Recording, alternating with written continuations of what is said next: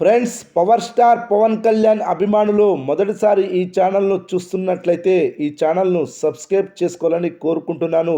ఎందుకంటే power star సినిమాల గురించి ఏ చిన్న అప్డేట్ వచ్చినా ఈ ఛానల్లో అప్డేట్ చేస్తాను. మీకు డైరెక్ట్గా నోటిఫికేషన్ రూపంలో రావడం జరుగుతుంది. ఈ ఛానల్ గ్రోత్ కూడా పెరుగుతుంది. ఈ ఛానల్ను సపోర్ట్ చేయాలని కోరుకుంటున్నాను. అలాగే ఈ వీడియోను మొదటి నుండి ఎండ్ వరకు చూడండి, లేకపోతే అర్థం కాదు. హరిహర వీరమల్లు చిత్రంపై గత నెల రోజుల నుండి సోషల్ మీడియాలో జరిగిన నెగిటివ్ ప్రచారం ఎలాంటిదో మనమంతా చూసాము. అప్పటికే అభిమానుల్లో ఈ సినిమాని మేకర్స్ సరిగ్గా ప్రమోట్ చేయడం లేదనే కోపం, అసంతృప్తి, నిరసన భావాలున్నాయి. ఇంకో 10 రోజుల్లో విడుదలకు రెడీ అయిన సినిమా అకస్మాత్తుగా వాయిదా పడింది. అప్పటికే ఓవర్సీస్లో అడ్వాన్స్ బుకింగ్స్ మొదలయ్యాయి. అలాంటి సమయంలో వాయిదా అంటే అభిమానుల్లో ఎలాంటి ఫీలింగ్స్ ఉంటాయో అర్థం చేసుకోవచ్చు. పుండు మీద కారం చల్లినట్టు పవన్ కళ్యాణ్ అంటే పడని కొన్ని వెబ్సైట్స్ హరిహర వీరమల్లుకి బయ్యర్స్ లేరు అని ప్రచారం చేయడం మొదలుపెట్టారు. బయట కూడా ఈ ప్రచారం బాగా వెళ్ళిపోయింది. పవన్ కళ్యాణ్ అభిమానులు నిస్సహాయతో ఏమీ చేయలేని పరిస్థితి. పవన్ కళ్యాణ్ సినిమాకు బయ్యర్స్ లేకపోవడం ఏంటి? రీమేక్ సినిమాలకే 100 కోట్లు బిజినెస్ పెట్టినోడు ప్రచారం చేసేవారికైనా ఉండాలి కదా అని కొంతమంది విశ్లేషకులు తమ అభిప్రాయాలను వ్యక్తం చేశారు కూడా.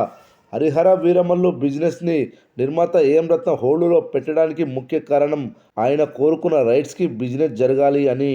ట్రైలర్ విడుదల వరకు ఈ సినిమా ఎలా ఉంటుంది, ఏమిటి అనేది ఎవరికీ క్లారిటీ లేదు. కానీ ట్రైలర్ విడుదల తర్వాత ఈ సినిమా ఎంత పెద్దదో, ఏ రేంజ్ కంటెంట్ ఉందో అందరికీ అర్థమైంది. అభిమానులు ఆ ట్రైలర్ని ఎన్నిసార్లు చూసినా తనివి తీరదు అనే రేంజ్లో రిపీట్స్లో చూస్తూనే ఉన్నారు. బయ్యర్స్కి కూడా థియేటికల్ ట్రైలర్ తెగ నచ్చేసింది.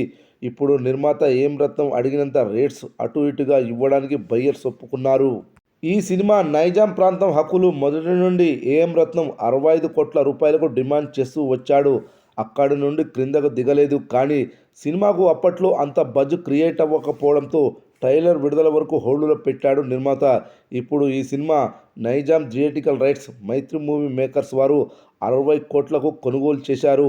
ఇది ఆల్ టైమ్ రికార్డు రేటు కాదు, కానీ రీసెంట్గా విడుదలైన అన్ని పాన్ ఇండియా సినిమాల కంటే ఎక్కువ అని చెప్పొచ్చు.